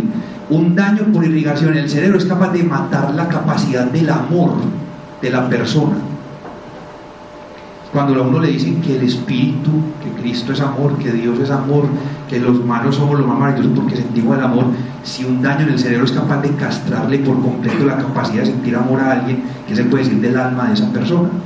Eso es totalmente incompatible con esos mitos religiosos de que tenemos un espíritu entero e indestructible, que es el que nos da nuestra vida mental. Siguiente, por favor. Las epilepsias del lóbulo temporal son las encargadas de dar muchas visiones místicas a muchos santos. Se cree, algunos psicólogos y psiquiatras postulan que Pablo de Tarso tenía epilepsia. Yo pues pongo eso un poco en duda, pero no sería descabellado. Muchos místicos ven esas alucinaciones y se sienten en contacto con la divinidad justo cuando les dan pequeños ataques en el cerebro, en esa zona. Siguiente, por favor. Siguiente. Avancemos un poco más. La última evidencia que vamos a tratar aquí para dejarlos descansar. Si las funciones de nuestra mente fueran generadas por un alma o un espíritu, entonces ninguna cosa inanimada artificial podría tener esas funciones. ¿Qué se ha hecho? En las últimas épocas vamos atrás un momento, se ha trabajado este campo de las redes neuronales artificiales. Las redes neuronales artificiales son unos sistemas electrónicos o unos programas de software que imitan la conexión en los cerebros de los seres vivos, de los animales. Pues hay diversos tipos de redes. Siguiente, por favor. Vamos a avanzar 2. La neurona típica es esto. Es un cuerpo que tiene un montón de entradas que son las sinapsis. Esto es un axón, las dendritas, perdón. Esto es un axón. Aquí se generan conexiones con otras neuronas, que esas son las sinapsis, la conexión entre una neurona con otra. La conexión es por medio de químicos, o sea, se da una despolarización de la membrana, una señal eléctrica llega al extremo, cuando llega ya se suelta una sustancia química, pasa a la otra neurona y se sigue el proceso. Eso se modela hoy día con el modelo clásico del perceptrón como un vector de entradas con unos pesos o unas ponderaciones, se mete a un sumador, aquí hay un umbral, y entonces dependiendo de cuánto esta suma, si es mayor o menor que esto, esta neurona se dispara o no, y el disparo puede ser gradual. Por medio de muchos modelos de eso se puede, juntando perceptrones, el modelo anterior, en cada uno de estos cositos, se pueden crear redes de neuronas artificiales, en circuitos, o sea en hardware, o por medio de simulación en software. Y estos circuitos tienen una peculiaridad interesante, son capaces de aprender por medio de ejemplos como aprende un animal, ¿cierto? Algunas redes neuronales de ciertas estructuras, por ejemplo la estructura de mapa autoorganizante de Hugo Cojonen, permite que esa red neuronal se sintonice sola a diversos espacios de vectores de entrada. O sea, la misma red es capaz de aprender sola. Usted puede usar redes neuronales que tengan feedback para que tengan en cuenta el avance del tiempo, redes neuronales dinámicas. Siguiente, por favor. Entonces, ¿para qué se han usado las redes neuronales? Para identificar sistemas, control de vehículos automáticamente. Yo no sé si ya han visto ustedes el carro que maneja Google. Partes de los software de esos sistemas se basan en este tipo de estructura y otras más, lógica difusa y algoritmos genéticos, otros tipos, reconocimiento de patrones, de radar, de rostros, objetos. Ya hoy día usted ve algo que hace 20 años era impensable. Usted le sube una foto en Facebook de sus 30 amigos y Facebook le quiere etiquetar a fulanito, peranito, menganito de la sultanita, ¿cierto? Ya le reconoce el rostro, así lo tenga así, así, así, así, porque son algoritmos que aprenden, ¿cierto? Atrás, por favor. Esta es una que era tremenda, hace unos años, dictar algo. Y hoy día el mismo Google tiene una adición, un add-on, un complemento que se llama Speech Recognition, que también lo tiene Windows, desde Windows XP lo tiene, que le permite que usted le dicte al computador y lo controle hablándolo. O sea, si no me creen, busque herramientas de accesibilidad, reconocimiento de voz, entrénelo y usted se va a sorprender, usted va a poder manejar su computador hablándole. La fase inicial antes era entrenándolo. Usted tenía que hablarle al Windows para que él aprendiera a reconocer su voz y se sintonizara su voz. Pero hoy día todos los teléfonos celulares ya vienen con reconocimiento de voz dependiendo del dialecto. Entonces usted es colombiano, bueno, entonces ya es capaz de reconocer a los colombianos. O si es argentino, le cambia el sistema. Pero entonces esos son procesamientos de alto nivel que antes se creían imposibles solamente para las personas y hoy día las hacen máquinas basadas en circuitos sin ningún tipo de elemento espiritual, totalmente materiales, y producen las mismas funciones de los cerebros. Siguiente, por favor. Hoy día, pues la inteligencia artificial ha hecho cosas tremendas, se está usando en diagnosis médica, en la bolsa de Nueva York ya prácticamente no hay corredores de bolsa porque las transacciones se hacen en microsegundos por medio de servidores que se comunican entre ellos. O sea, no hay ningún ser humano hoy día que pueda competir con un computador que haga compra y venta de acciones en la bolsa de Nueva York. Ya todo es automatizado. La minería de datos, Google sabe todo lo de su vida más que usted. Yo me asombro a veces que voy a buscar algo en Google, meto las 3 primeras letras y me dice lo que yo quería. De cientos de miles de opciones que empiezan con las mismas 3 letras, me dice, usted está buscando esto, porque le han hecho ingeniería de datos a uno. Entonces todo esto, siguiente, toda esta evidencia muestra que no se requiere un espíritu para explicar los procesos mentales de los animales y de los seres humanos. De hecho, siguiente por favor, muestra que es incompatible. O sea, la idea del espíritu está en total contradicción con todo lo que se sabe de cómo funciona el cerebro y cómo actuamos las personas. Entonces las conclusiones que podemos decir es: concluyen, nunca se ha verificado un verdadero viaje astral, los miles de millones de dólares gastados en inteligencia lo refutan. Ya hablamos de la sigla KGB. La vida humana no es algo sagrado que hagan las personas, la mente humana es la que lo hace sagrado. O sea, la vida humana per se no es lo que vale es la persona humana. Entonces cuando usted tiene una célula humana, esa célula humana puede terminar como un manchón en una toalla higiénica, puede terminar como un lunar en su cara o en su brazo, puede terminar como un gemelo parásito que pone en riesgo su vida, puede terminar como una mezcla de personas, o puede terminar como un ser humano, pero en el 60% de los casos termina muerto. La vida humana es una cosa que, desde el mismo punto de vista de la obstetricia y de la función reproductora, está súper subvaluada. El 70% de los cigotos se mueren. Es una cosa aterrador. Los daños en el cerebro muestran que es la psique la que se daña. No es que nuestro espíritu indestructible maneja un cuerpo dañado, no. Las funciones se dañan. O sea, el alcohol daña su mente, daña su espíritu, daña la forma como usted piensa. Una isquemia, lo mismo. El corte de su cerebro lo va a partir en 2 personas incomunicadas. Los seres humanos son divisibles y fusionables. Eso está en total contradicción con las enseñanzas de las almas y los espíritus. La personalidad se puede dividir hasta tal punto que media persona piensa que Dios existe y se va a ir al cielo, y la otra media persona, la racional, la analítica, cree que no y se va a ir para el infierno. Nuestra vida biológica es lo que nos hace invaluables. La vida mental. Siguiente, por favor. Esto tiene mucho impacto. No, por ahí decían, estas conferencias parecen un grupo de catequesis, de este grupo de estudio bíblico. No es tan así. Cuando usted entiende que lo que hace importante el humano es la mente, la actividad del cerebro, eso es lo que somos, entonces usted empieza a pensar de otra forma con respecto al debate de la tauromaquia. ¿Por qué? Porque en la tauromaquia usted tiene unos animales que tienen la misma capacidad de sentir dolor que usted, y usted los está torturando por placer porque le parece muy bonito. Cuando usted piensa que un toro siente más y tiene más funciones mentales que un cigoto, empieza a valorar más al toro que al cigoto, que al embrión. ¿Por qué? Porque el embrión son células. El toro es un ser que piensa, que siente de tamaño, pues de escala muy baja, pero siente dolor, siente miedo cuando está siendo torturado. Eso involucra juicios éticos. El aborto es lo mismo. Por una creencia irracional en que una célula es una personita indefensa, pueden obligar a una mujer a morir en un quirófano, o a morir porque tiene que llevar a término algo, o incluso a una persona adolescente que tuvo un accidente de control natal, la obligan, es que ¿para qué lo hizo? Ya tiene que tener al niño y tiene que cuidarlo. No, pues si al inicio son células, al inicio no es una persona.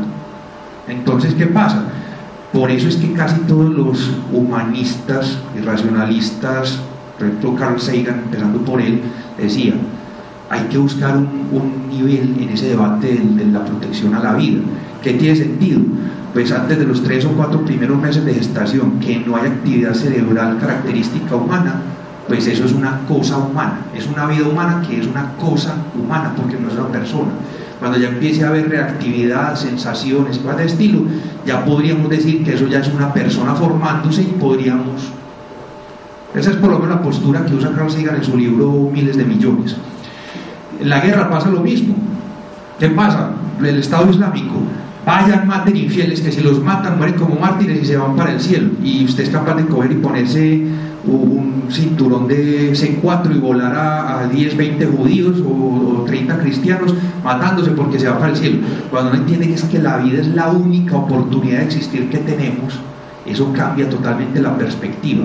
Cuando uno piensa que las personas que están por ahí en la calle muriéndose de hambre no es que se van a ir al cielo después y ya van a ser bendecidos y glorificados, no, ellos están teniendo una vida horrible y es la única que van a tener, y cuando se mueran se acabó.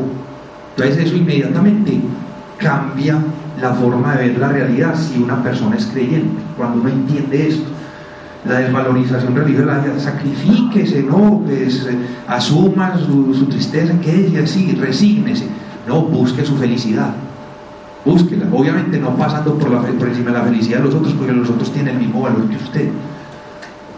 Siguiente, por favor. Con eso terminamos. Si hay cualquier charla, pues enseguida hacemos un recesito cortico, 5 o 10 minuticos, y volvemos para hacer como el conversatorio. Muchas gracias.